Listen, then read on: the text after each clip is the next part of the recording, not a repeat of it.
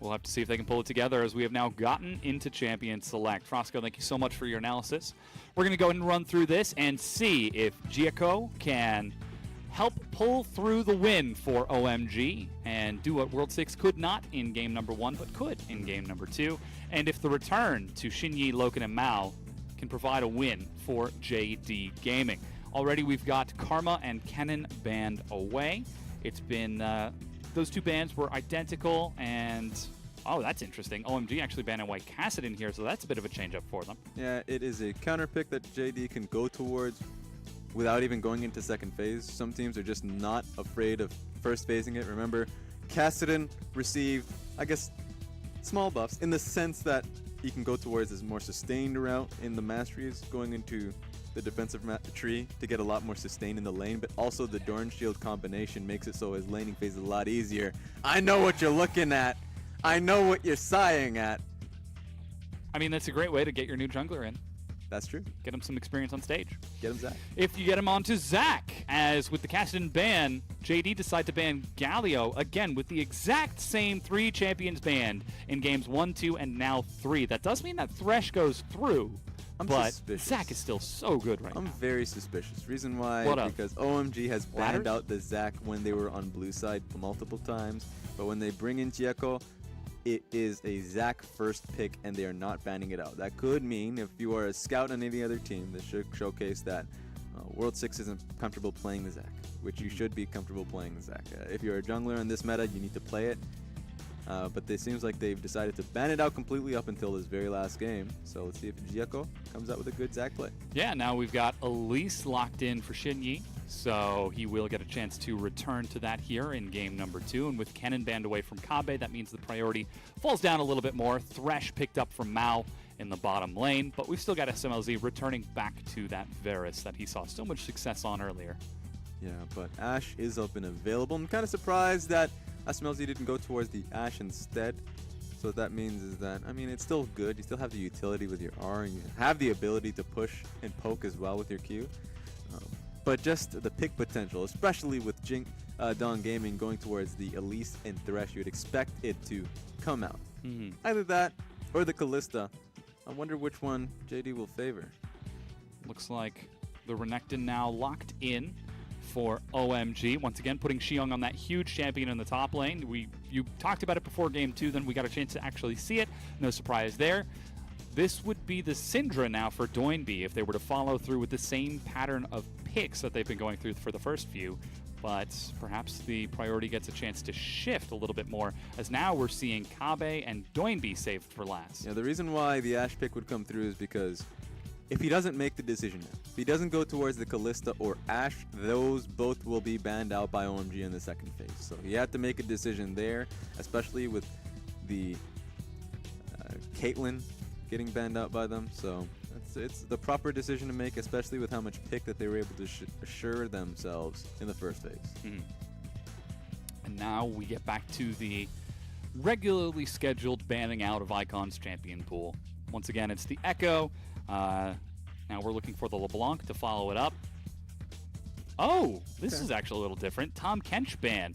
Still not seeing a support out of OMG just yet, so this is a bit of a change up from JD. And Doinby is going to be pretty confident counterpicking into icons like LeBlanc or Ahri. He has a lot of champions in that pool. Champion Ocean we talk about a lot. The Karma's banned away from him, so it's not that threatening. What if I looked towards JD's composition right now? They need a top laner, and they definitely need a mid lane. You should hold out your mid. You know you're going up against the top lane Renekton. So for them, it's probably best to go towards... Kennen is banned. That's a lot of bans. I'd say Rumble, just for team fighting. It's not the best lane up against Gragas. I mean, Renekton. Kabe has played it once before. That's fair. And not huge on the carry top laners, Kabe. He's certainly trying. We got to see his Kennen in game number 1, Fiora in game number 2. Not so much, but maybe just returning to the tried and true. Something a little bit more bulky, something with a little more pizzazz, like Gragas. And that's fair. As long as he's able to stack the Doran's rings in the top side, he's not going to be heavily bullied by Renekton. It's still Renekton favored. So Xiong's going to be incredibly happy that he's got this matchup along with the Zac pick. So yeah, Kabe is going to still have to watch out in the 2v2, especially in the 3v3, depending on what Icon picks for himself, it's going to be the Cassiopeia. Very good on that champion. And now Malzahar to follow it up for the support of 5. Again, it's still 7-10, so we haven't quite seen the changes to his Voidlings just yet. That happens in 7-11. But that Cassiopeia could be pretty big. That one's a big focus me. It's a blind pick as well, so JD's going to be pretty comfortable. They should be, especially if you just go towards like an Orianna, anything with range. So doing B, I feel like he can do no wrong with what he picks here because he will be able to at least have an answer and a shoving answer to the Cassiopeia. Yeah, it looks like Jace is going to be the lock-in for Doinb. Locked in to deal with Icon's Cassiopeia. And with that, we've got our compositions all set. Kabe just needs to swap it out with Loken. There he goes. And everything's nice and rounded out. And my friend, expect the scrappiest of scraps in this game. You have to. Why? Because that's the most early game composition heavy I've seen coming in from JD with the Ashe, Thresh, and Jace. They want to be able to push this game in early. And meanwhile, of course, the Zac pick is going to be able to try and punish that. And so the playmaking coming in from OMG's side is going to be threatening. And when you get those shoves, Cassiopeia and Zac should win out most 2v2 skirmishes. Yeah, there's just so much crowd control, and Cassiopeia has got some of the highest DPS in the game with her Twin Fang and Noxious Blast. Not to mention it's on the hand of Icon as well. Yeah, it just depends in what position is Cassiopeia starting the fight. If he's starting the fight with a massive wave in front of his face, which probably will be, then of course won't be able to start out well. Sure. If he's getting constantly poked by the Jace, then of course he's probably coming to a fight like 75% HP, but at an even playing field, Jace's not going to have a good time. I think this could be an opportunity for us to see how JD does early in this chaotic style. You talked about the fact how they are a little bit more of a hectic team, a little more chaotic. Well, they're going up against what was, up until the end of the spring split, the skirmish team of OMG. Yeah. And now they're playing slower. That's a little bit worrying, to say the least, that OMG has, I wouldn't say, yeah, I guess smartened up. That they're Wise, little older, little wiser. playing with their head rather than their heart. Though we still are seeing Icon flash his heart just a bit. Yep. With some taunts That's and true. bodying people. But with that, we've now loaded onto the Rift. It is game number 3, the big decider between OMG and JD Gaming. You can hear the crowd in the background. Ooh, and what makes it all the better is an Infernal Dragon going to be the first one. Some fire. Some hot fire, some might say. And now JD rush forward onto the Rift to try to find some placement. Defensive line out of OMG is Shinyi. Just getting a few auto attacks on that Renekton before he ends up getting bigger later on. Looks like standard summoners across the board. Yeah, both teams able to get a good look at the Raptor start. Icon could be in a tough position. Uh-oh. There's a ping on it. Okay, there we go. Heading down towards the back side. 5 loops down, and Loken will walk through as well. So with that, everybody splits up and returns back towards their lane. So OMG playing it nice and safe. Shinyi is now going to be spotted out by a ward, so they do see that it is a Raptor start out of JD Gaming. Yeah, both teams get that same information. At this time, we finally get an Elise who gets the help at the Raptors this time around. He was slow last time we saw because he was able to do it solo. You never want that. You want to give yourself a little bit of a help on Elise so she can get to lanes a little faster. Oh, this is interesting. Sinyi is actually going Raptor start right into an invade just to take blue buff. Now, like, here's the thing. Jekko's not going to make any use of the blue buff. It's not even so much of a takeaway of the enemy mid laner. Just a little bit of a cheeky, bit of a cheese there. Yeah, gets the last auto attack to lock that down. Jekko sees that stolen away from him and heads on over to his Gromp. So Shinyi going to be having a very happy start with this. One person who's going to be a little bit happier about that start is going to be Jace, because that probably means that Jace is going to be coming in with an early blue buff. I would say like 5 minutes in, just depends on when Sinyi actually rotates towards that side of the map. So right now, that's pretty much doing be like, all right, I guess that's blue buff for me. And if I get in this Soon. situation, I'm going to be pretty happy. Like how to, he was already in a decent matchup, decent, I guess, harass matchup. That an added blue buff to just shock blast, constantly get the shove in, constantly look for poke. He's going to be even in better position. Absolutely. Out the top side now, Xinyi with that 3-buff start heads on over to Wolves, taking stock of the lanes meanwhile to look at his options. Bottom lane looks to be even, Loken and Mao pushing in just a little bit, whereas Xiong, no surprise, pushing Kabe in on that Renekton once again. Yeah, my real worry is how Jekko interacts with this mid lane. They're already bringing in Xiong, who's had that shove as you've mentioned. This could be the first gank coming in on Doinbi. Oh, he leaps forward. Doinbi's knocked up. He's still got flash. He gets pulled back to a minion. Here comes the DPS. They burn him down. First blood, Jekko. And that's what you can expect. The Q, or at least the new Q that was on the updated Zac, adds way more CC, and I guess a little bit of damage on top of that. So, first kill immediately in Zac's pocket, and it all started with smart communication from OMG. Brings Xiong into the play as he immediately got the shove into the top lane, so he's like, I won't be able to do really anything in the top lane after this point. They immediately just go mid. Yeah, and this is something that JD should be a little bit concerned about. We already talked about what happens when Doinbi doesn't show up, when Kabe's on a tank. We haven't seen any of the junglers or AD carries for JD really show up and hard carry a game. And with that first blood now passed over to the jungler of OMG and that first death on Doinbi, it's going to be even more difficult for him to put the team on his back and carry to victory. But this is now JD looking for action bottom.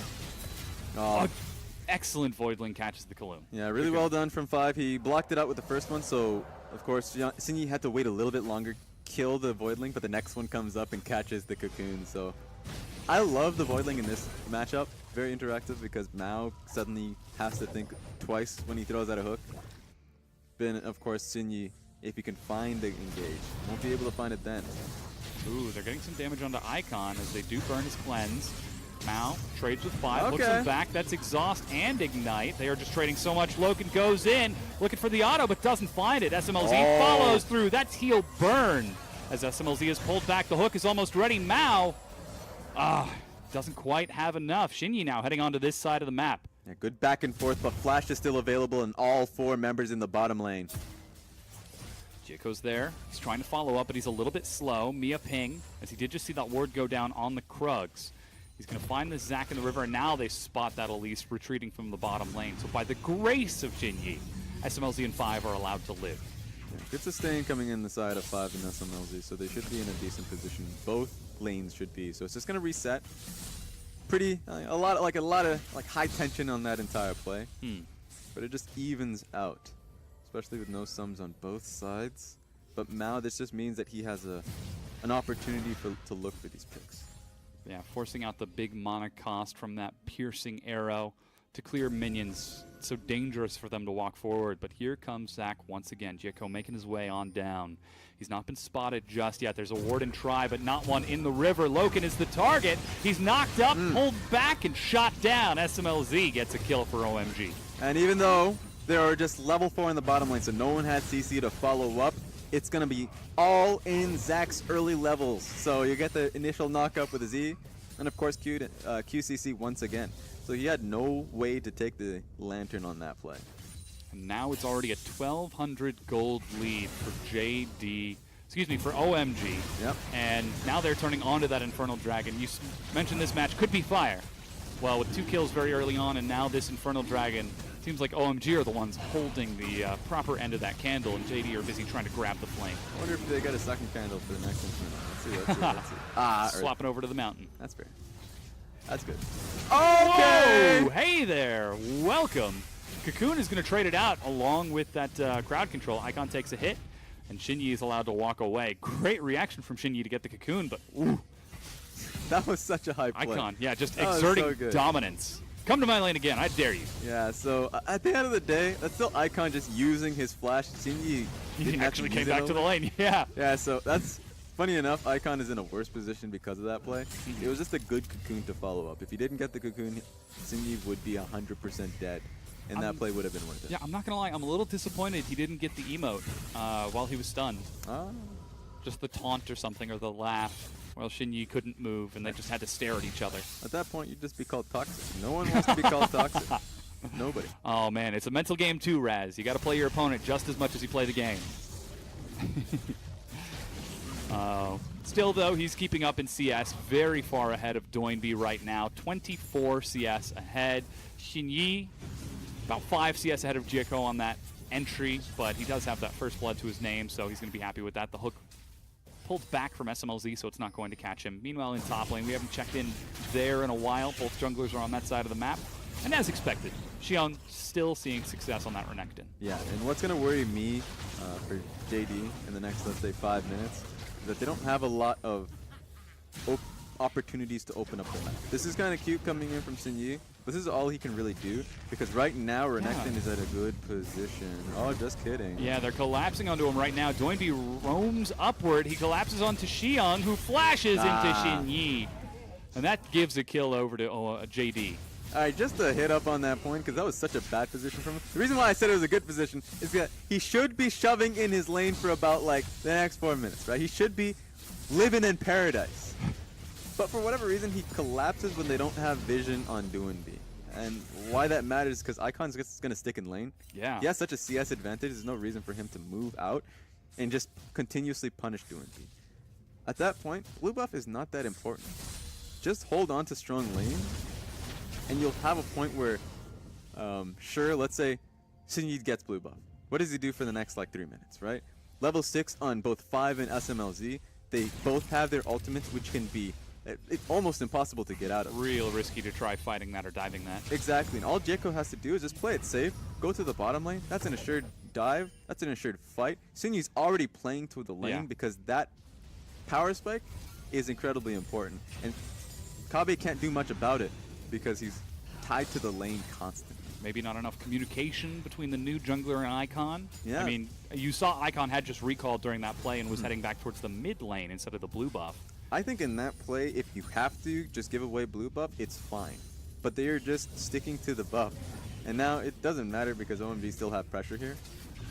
Pressure that JD has to constantly reply to. They've actually got pressure all across the map. Xiong shoved in top and then roamed down to get a ward onto the Raptor buff as some crowd control gets traded.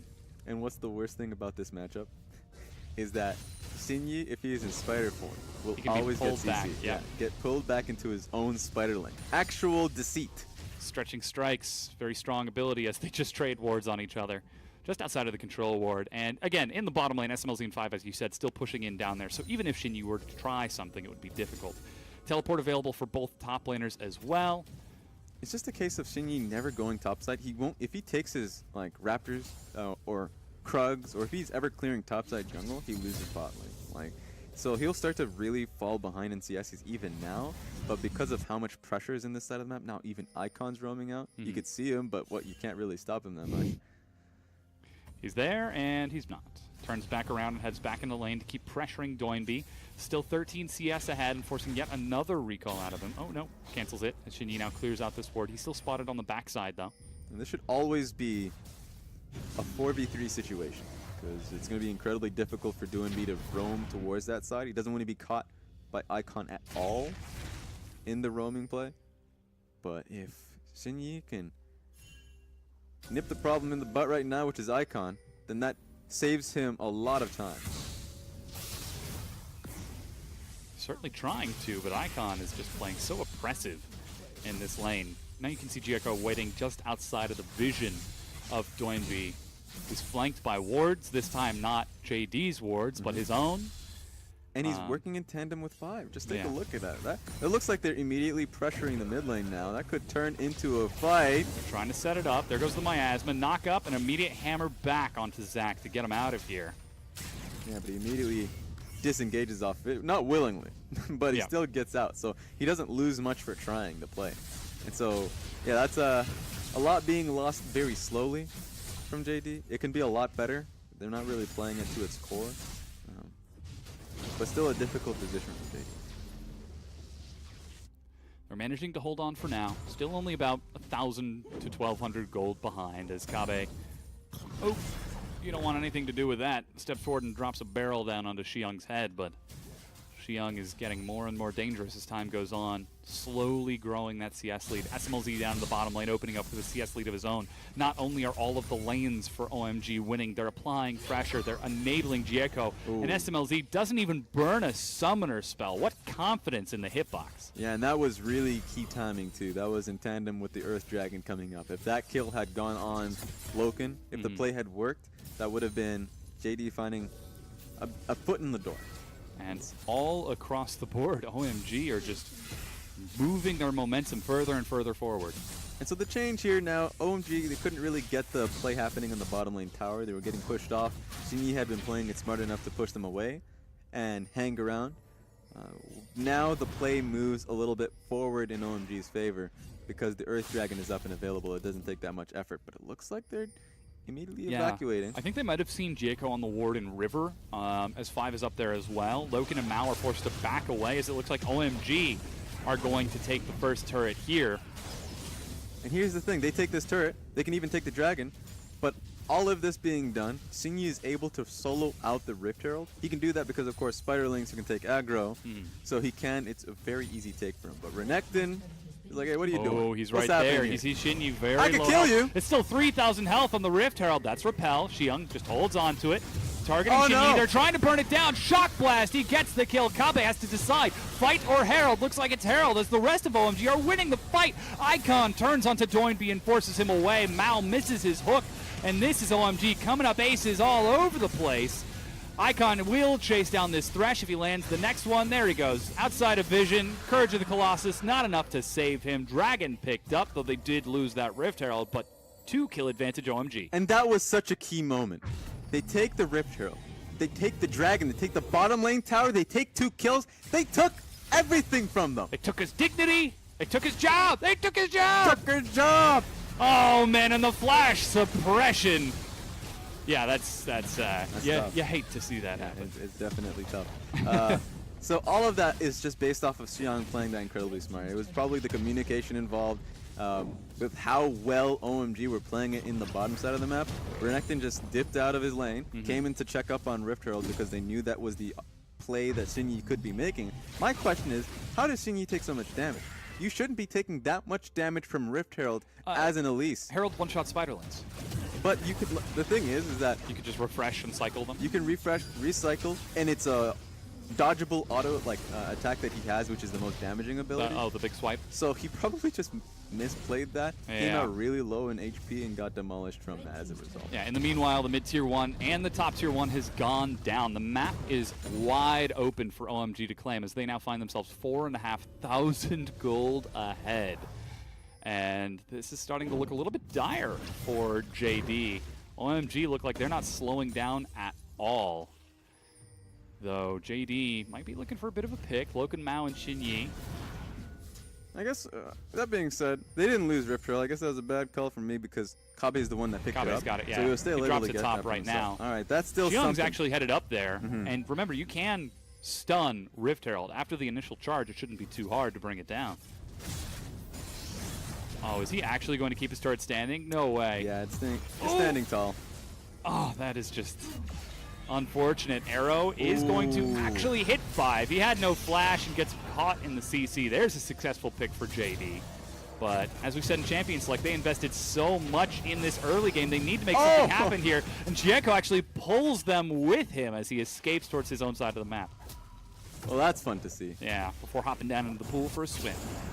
What I'd like to see there, I wanted to see Gragas look to rotate a little earlier on because he did put down his Rift Herald. Didn't turn into a tower kill, but it turned into an immediate pressure that he could walk and help the team out. Yeah. But they still come out a little bit ahead on that one. They're still behind in gold, but it's nice to see them making these picks in place. Yeah, they are still attempting to win the game. Definitely a good sign. But correct me if I'm wrong, Raz. All right. That is called spillover, right? That is definitely when a a lane wins and then moves to another lane and wins there. Yep. What happens when all 3 of the lanes win?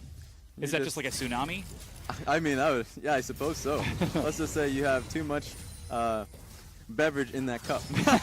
You definitely need to wake up. Yes. Xiang now heading back top to deal with Kabe as they dive in onto Doinby. Oh, he goes down with a lot of damage out of OMG. They follow through. Jieko's actually taking a lot, but Icon is tanking for his team. Cell division isn't even procced as Kabe and Xiong now join the fight. The minion wave is cleared out, but already OMG's got the pick. And they finally do proc the cell division onto Xiong. Oh, they got a good pick. And now they managed to find a pick onto 5. He's caught by the hook and pulled back in. That was really well played on that one. But OMG is still going all out on this one. They were able to just knock up Doinby. That's not going to turn into anything. He just threw it just for the sake of throwing it. Oh, the cocoon tags Icon. He sidesteps the hook, though, and they follow through to punish Mao for his attempt at getting another kill. They're just trading picks back and forth here. I just don't know what JD think they're doing. Sure, they didn't Jieco, so they probably thought he left. They're just checking. But they're just throwing out random multis. Like, Loken could have used that a little later on. If they, like, if he used it early, then you can all in on it. There was obviously a target that they couldn't go towards, so I would just question why would you throw it at Renekton to start. But it just feels like they don't have an answer within the comms that they're in. Yeah, you can see Doinby on your screen right now speaking very quickly and very fiercely as he tries to lead his team back from this. Finally, they're able to take the top tier 1 as the minion wave prepped by Kabe pushes that wave forward. Meanwhile, it's still a 4,500 gold lead for OMG. They've already got the first 2 dragons very early on, and as we get closer and closer to the 20-minute mark, you've got another Ocean Dragon spawning soon. Lots of gold on their AD carry. He's 30 CS ahead. Yep. Icon, he's 1-0-3 on a scaling Cassiopeia, getting bigger and bigger. And still another gold lead for Xiong as he's now, what is that, 30 CS ahead of Kabe? This is just, how do you come back from this? Is it just finding that critical pick on the SMLZ or Icon? Yeah, that's the case. And I would say that they have a pretty good way to defend from the possible Jieco engage, because Thresh has always been the tried and true, like I would say, a bit of a counter to Zac, because if you look to Elastic Slingshot into a fight, you can just actually just get flayed right out, and you actually see the animation based off shadows as well. So that's something that Mao could look towards in these later team fights. I want to see if that's something they can play around and probably try to take it front to back. The problem is if they take it front to back, Cassio just wins and beats you out 10 out of 10 times. OMG are right on top of the Baron as it spawns, perhaps trying to call the timing of JD, but Loken on top of things fires out a hawk shot to spot out the rest of OMG. The Elastic Slingshot is charged, and Doinby is the target. He is crowd control. Cleanse isn't going to save you from that much CC. He goes down as Kabe eats a stretching strikes to pull him back in. And the CC stacking has just been so good this game. Every single time you get locked down by Malzahar, they keep the CC stuck, and of course Icon, proper flash because you didn't have the climb. Yeah, like you said, they needed to look for a pick. They looked for Icon. They found thin air as he flashed over the wall. Here comes the rest of JD collapsing. Xiong's in the back with another huge flank. Loken doesn't stand a chance and drops to SMLZ. It's 5 versus 3, and Baron is still in their sights. Yeah, 2 down. Those are their carries. There is no way JD can take this fight. They can try to look for a steal, but that seems very optimistic with how low an HP this guy is. Oh man, Shinyi on top of the miasma, can't make his way out. The cask looks for a steal from Kabe, but that smite's secure from Jieco, and that is now 21 minutes in. Baron for OMG, 7,500 gold ahead, and soon to be 11-3. Yeah, they're just gonna hunt him down. And again, the support gets the kill. 5 over the wall, locks it down, but this is just, it's just tough. Yeah, for JD fans. Very clear cut for OMG. You can see the desperation on JD. They tried everything to look for a steal. The 30% HP Shinyi tried to go for it. Of course, gets knocked down. The barrel being thrown by Kabe. The desperation cask. Yeah. So it's got to a point where, like, it's one of those issues where you try and hit draft, right? And we do this quite sometimes. Zac got through. Zac got picked. and end of statement. And sometimes you can pick, like, we see trades coming out in LCK where it's like, well, we got a cannon for your Zac. We can split push for your team that looks pretty strong in team fighting. JD got Thresh. Like, what? There's no trade being happening here within the draft. And so Jieco comes in for his debut game in the LPL with the Zac pick, and he's 1-0-7. Yeah. Great way to join the ranks of the LPL junglers. As Icon just sets up just outside of turret range, getting a bit of trade onto Doinby as they're now pushing this wave in. It's still 3 dragons to 0. Baron buff for OMG as they're pushing 2 lanes right now, moving backwards and back and forth between mid and bottom. The tier 2 falls, and OMG continue to roll forward. Yeah, JD have to redraw the line here. I'm going to try to just defend the inhib turrets, but at this point, with how top wave's probably going to be stacking, you'd want Xiang to look to go top side or make a play in the bottom lane. I wonder what his choice is here.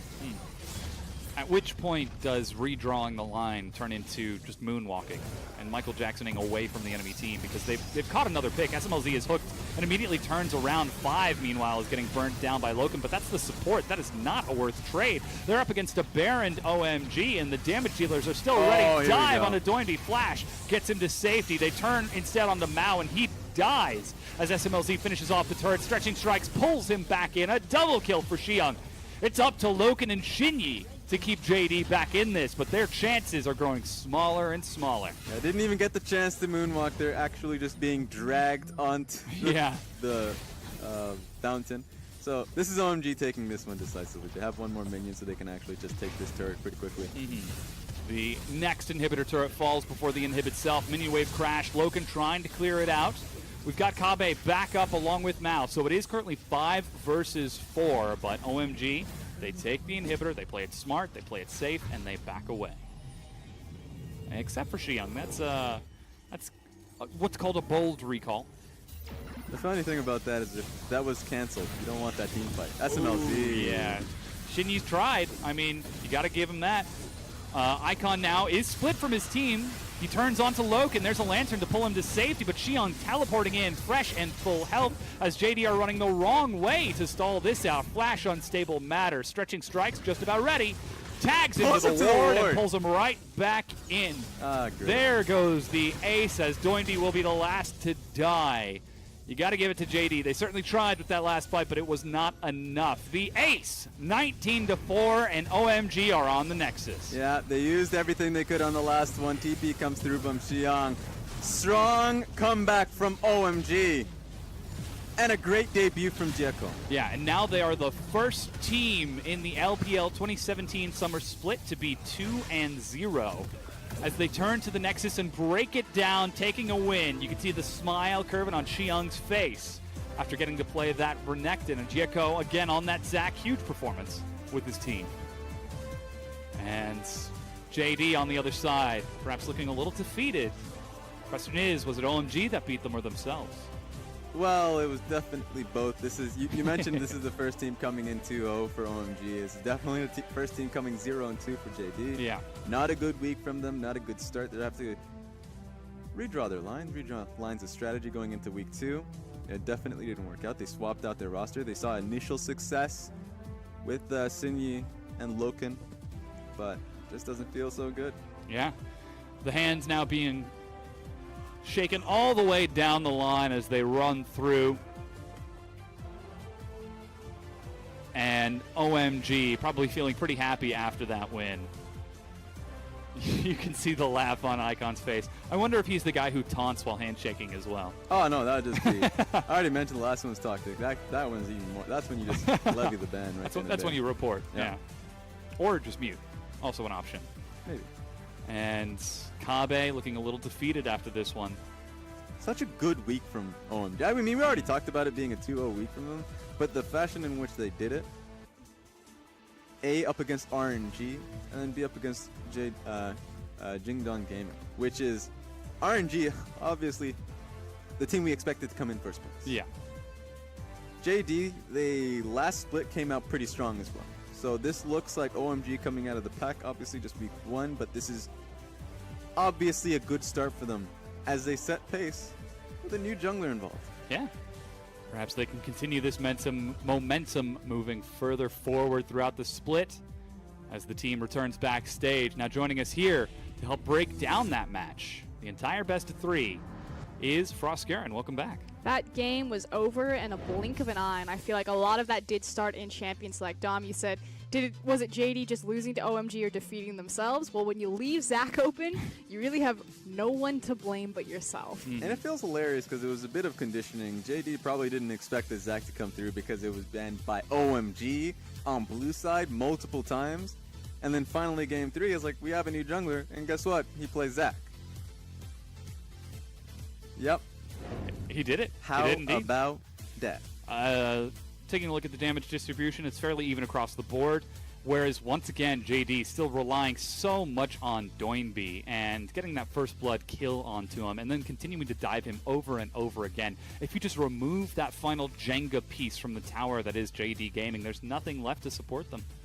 Unless you can put Kabe back on the cannon or something, it doesn't seem like it's enough. Again, when JD found success in game number 1, that was still a game where you're like, OMG could very well win this. It wasn't ever a definitive victory. And then their losses to LGD, those games weren't close either. So this team just seems very scattered. But we keep saying that, you know, they need to clean up their roster a little bit, figure out what their strengths are and who they're going to continue forward with. On the other side, though, OMG, Razzie said it, they've broken away from the pack. They seem to be kind of our head and shoulders, at least best team now that we've seen majority of this group play. But we'll see if that continues to hold true. But right now, it looks like there's no stopping them. Yeah, and they're continuing to grow. They've got a lot more time to continue to see improvement over the course of the split because, as you said, it's week 13 effectively. They played during the regular season for 10 weeks and now during the additional playoffs as well, and then the Demacia Cup in between the time. It's good to see that OMG have continued practicing. Now, JD, they do have a week off where they can rest and reset. They're going to be playing against longtime rivals Newbie just next week, and I believe that's their only match as they play against Sunan and RNG in week 3 of the LPL. So they've got one best of 3 to worry about next week. But that's not a rest. That is the best of 3 that they worry about. And it looks like our newcomer is going to take the MVP. 3-0 and 11 on that, Zach. 74% kill participation.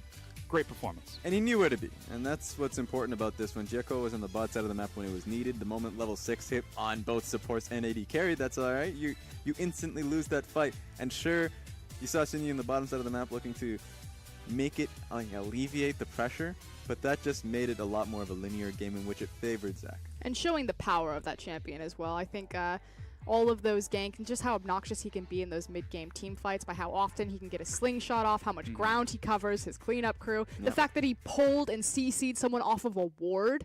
Yeah, I was that was like, pretty awesome. That's broken. My favorite moments, and I say moments because it happened multiple times, was just the lantern being thrown out, him just standing there and counting down the time, and we're just like, all right, you're going to take that lantern? I guess you're still CC'd. Oh, another CC went through. I guess you're just being flung into, Mao trying to save people like, please click the lantern. Oh, wait, he can't. He's crowd controlled.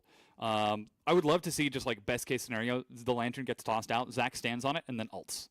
And then if anyone approaches the lantern, he just carries them away. I'm waiting. Yeah. But again, that's hypothetical. That's neither here nor there. Getting back to the game itself, the fact that we did see a new jungler come in and actually see success for them, was it Zach or was it actually just his placement? Because he was all over the place. I mean, it's hard to say.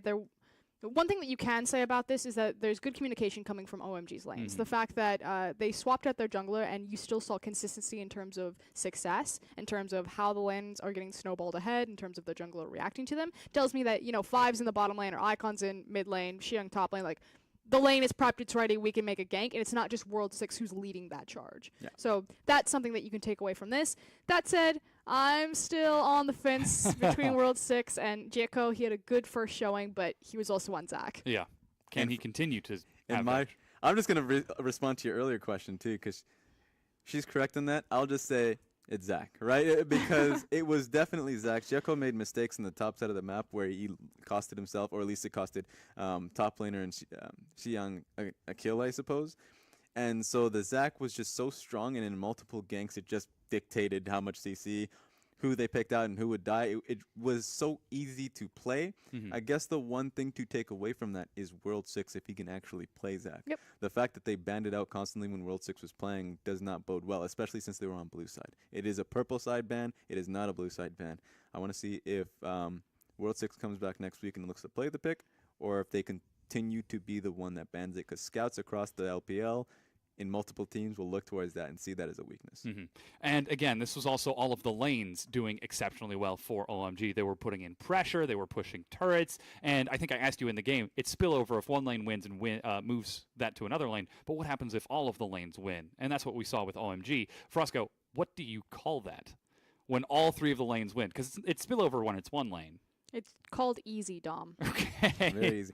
What's funny, too, is that bottom lane was getting pushed in anyways, but the moment they both hit level 6, they're just not turned around, they're not going to push anymore. Like that, the moment you push is the moment you accept death. So, yeah, that's It's an open and shut case, Johnson. But that's what that the is. defining difference between these two teams is not just that they win the lane, but when those initial outer turrets fall down, that OMG know exactly where to go to continue to apply pressure and drive tempo of the game. And that's the big core difference. JD, they get lost, they need a map, they need some sort of blueprint to figure it out. OMG, they're moving their vision around, they're engineering fights where they want to, if it's either around your blue buff or on the red buff, maybe the dragon, taking the Rift Herald, like they never stop and regroup.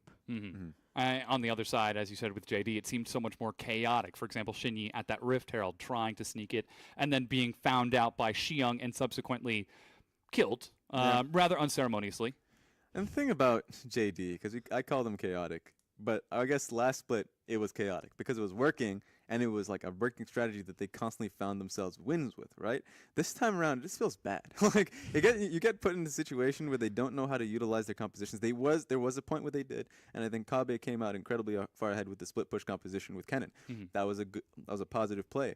But including the set versus LGD, which is also a hectic team, they fell simply because of the same warding mistakes, same team fight errors. They felt like they didn't know how to push it forward. And when they did, they were just slow in doing so.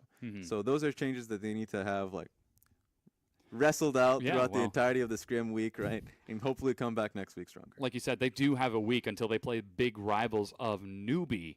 Are we looking to JD to improve enough in that time frame? Because historically, all throughout last split, Newbie has effectively destroyed Gu, currently JD. I mean, not if Newbie's lineup is playing as well as they are. Korn showcasing his talents on the Castian. That said, LWX also showing up big on multiple 80 carries. So I don't even know if JD have pound for pound the talent to match up across from Newbie's new roster.